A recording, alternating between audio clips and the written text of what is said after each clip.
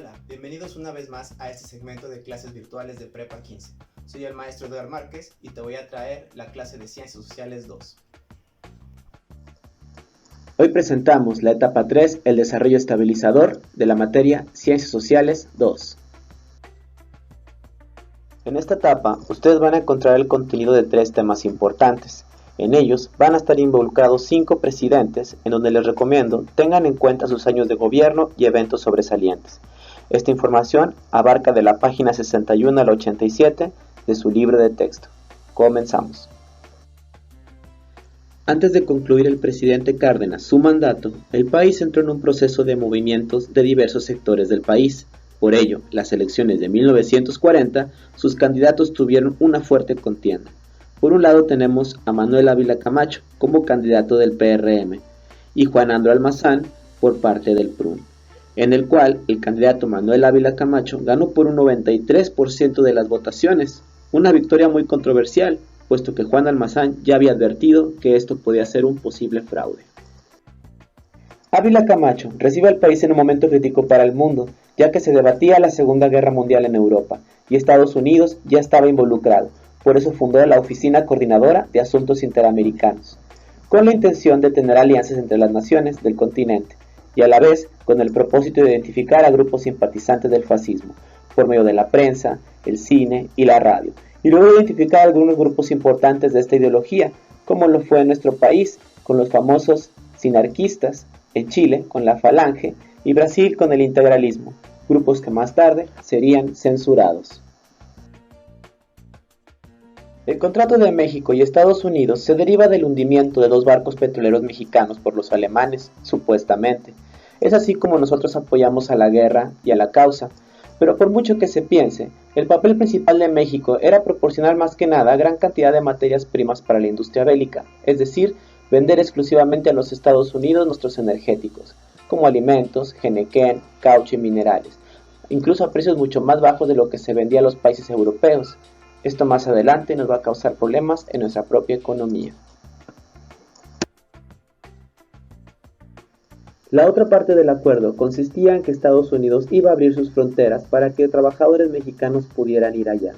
Ya que muchos de los jóvenes estadounidenses estaban en la guerra, no había quien trabajara las tierras. Es por ello que varios campesinos pudieron prestar sus servicios de aquel lado. Fueron muchos los braceros que salieron contratados sin tener documentos, al menos temporalmente. Debido a que México tenía que vender muy barato a Estados Unidos por aquel acuerdo que se tenía, tuvimos la mala consecuencia de que otros países cerrarían el comercio con nosotros. Es por ello que teníamos que fomentar una estrategia que pudiera solventar las necesidades de nuestro país. Es así como entramos en un proceso llamado industrialización sustitutiva de importaciones, que si nos vamos a la lógica de las farmacias similares, es hacer lo mismo pero más barato. El crecimiento industrial se debió más a la aplicación de mayor fuerza de trabajo en la producción, con los ya existentes medios de producción y no la renovación de estos. Se aumentaron los turnos en los diferentes centros de trabajo, pero hubo poca renovación tecnológica.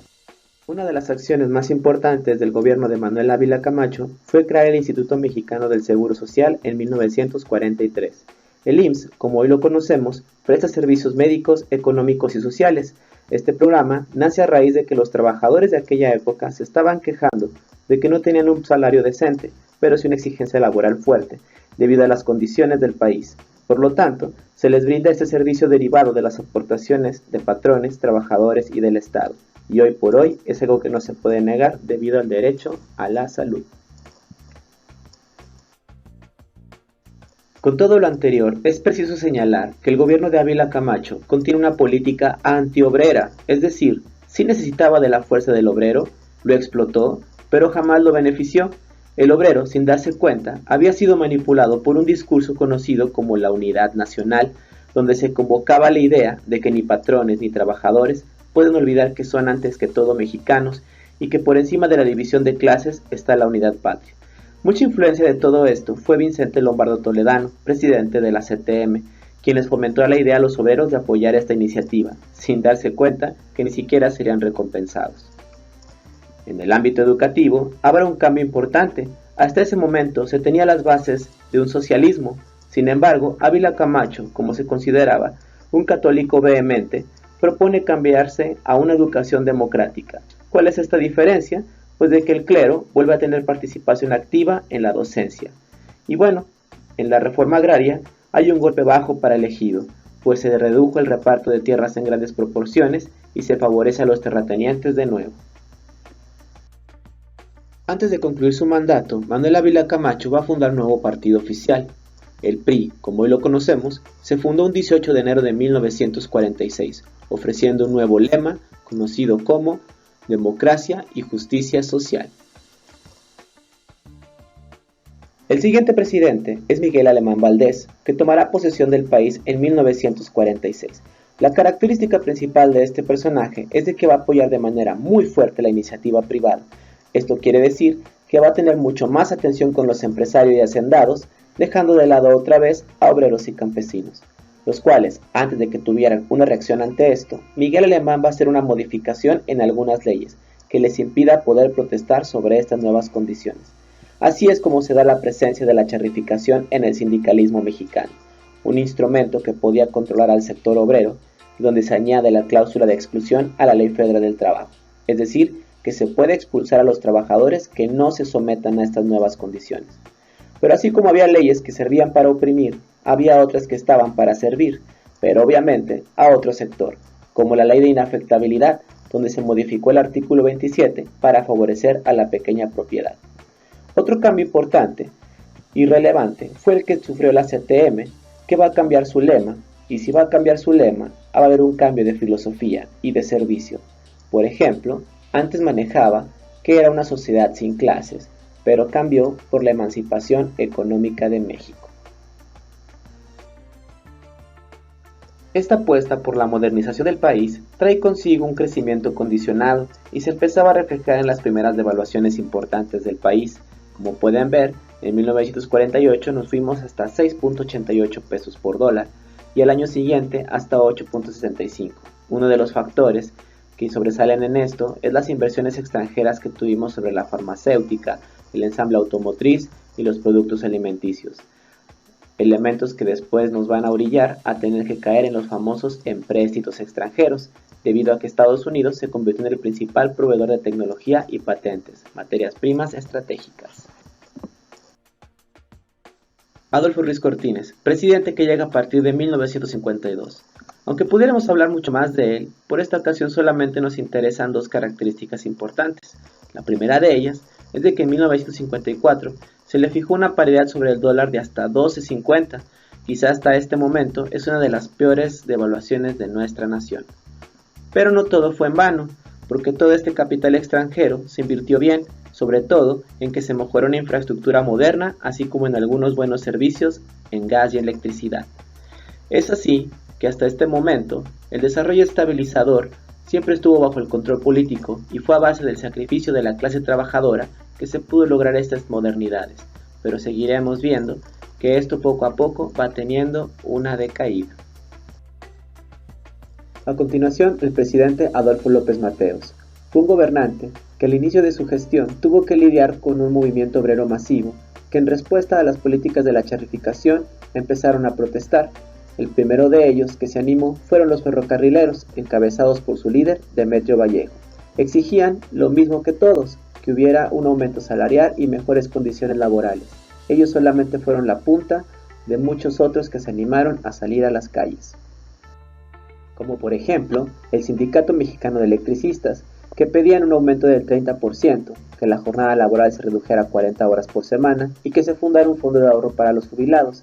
En respuesta, solamente consiguieron un 18% de aumento y también otras prestaciones, aunque de poca cuantía. No todos los sindicatos corrieron con la misma suerte. Por ejemplo, los petroleros, al final sus líderes los traicionaron, abandonando el movimiento, y no consiguieron los objetivos que ellos deseaban. Un movimiento especial fue el de los maestros, porque a diferencia de los demás, este resultó ser más violento, cuando arrestaron a su líder, el profesor Otón Salazar. Creían que con este momento se iban a intimidar los seguidores, pero al contrario, lo único que resultó fue de que con mayor fuerza presionaran al gobierno y así poder obtener los objetivos que querían. Por parte de la CTM, que hasta ese momento era el único sindicato oficial del país, también sufrió algunas inquietudes por parte de su gremio, ya que empezaron a cuestionar a su líder Fidel Velázquez sobre la efectividad del centro, solicitando un incremento del 25% a los salarios como medida desesperada para evitar la crisis completa del sindicalismo oficial. En otro rubro, podemos encontrar que se nacionaliza la industria eléctrica en el país, en el momento en que se le expropia los derechos a las dos compañías extranjeras, Mexilay y la Ebasco, obteniendo el control total del servicio. ¿Qué se obtiene con esto? Pues se proporciona una electricidad a bajo costo en la industria privada y se obtienen nuevos créditos en instituciones financieras internacionales y del capital privado. La educación es un sector que se le reconoce mucho a Adolfo López Mateos, pues implementa dos programas muy importantes, el Plan de 11 años y el reparto de libro de texto gratuito, que fue un hecho sin precedentes en la historia de la educación en México. Lo único que complicó esto fue que la burguesía y el clero empezaron a mostrar oposición llevando a campañas en contra de los libros. El estado que más se opuso a esto fue el estado de Nuevo León. El campo fue un sector que cada vez iba agudizando su pobreza, debido a que el futuro parecía estar en la ciudad. El único sindicato que parecía protegerlos era la CCI, pero al final se dieron cuenta que los objetivos iniciales ya no eran los mismos. Cuando quisieron protestar por sus derechos, el Estado respondió con una represión extrema, y el 23 de mayo de 1962 acribillan a su líder campesino Rubén Jaramillo. Quizá esto es de las pocas cosas que van a manchar el gobierno de Adolfo López Mateos. Gustavo Díaz Ordaz es un presidente que se compromete a mantener el desarrollo estabilizador, continuando el mantenimiento del control obrero, entre otras situaciones. Sin embargo, se le van a venir algunas cosas encima que van a representar el fin del milagro mexicano. Entre sus programas más destacados encontramos la PRONAF, que tenía el propósito de sustituir las importaciones de productos industriales que se consumían en las franjas fronterizas. El otro era el Plan de Industrialización de la Frontera Norte del país, que con el objetivo de absorber manos de obra iba a crear nuevos focos de actividad económica con Estados Unidos y abrir una fuente de divisas. La crisis del sistema político empieza desde el momento en que no se pudieron conservar ciertos factores y la aparición de la concentración del capital y la producción en el sector industrial urbano, que trajo consigo una polarización de poder entre las clases sociales de México. Tampoco se atiende a las necesidades de obreros y campesinos y la pobreza ha continuado. La pobreza se agudizó y la riqueza se fue concentrando en menos familias. El movimiento estudiantil de 1968 tiene antecedentes desde el momento en que los hijos de obreros se fueron incorporando al trabajo industrial y mostraban su desacuerdo a los sistemas tradicionales que no correspondían a la realidad social en la que estaban viviendo. Es el momento en donde los ciudadanos empiezan a cuestionar si realmente el partido estaba siendo honesto con ellos. La matanza de Tlatelolco solamente es la culminación de un movimiento que se sale de las manos a raíz de que el autoritarismo empieza a tener sentido. El 18 de septiembre de 1968, en el Distrito Federal, el ejército tomó la ciudad universitaria y más de 700 personas fueron detenidas. El 23 de septiembre, el casco de Santo Tomás también fue tomado por los soldados. El 25 de septiembre, las vacacionales 5 y 7 fueron también ocupadas, para que al final, el 2 de octubre, 10.000 manifestantes en la Plaza de las Tres Culturas, en Tlatelolco, un estudiante apellidado Vega anunciaba que la marcha no se iba a llevar a cabo por el despliegue de fuerzas públicas y de posible represión. Es así como al final el número de muertos no fue muy precisa, un diario inglés manejó 325 y miles de heridos, y en el país solamente se manejó una cifra de 200.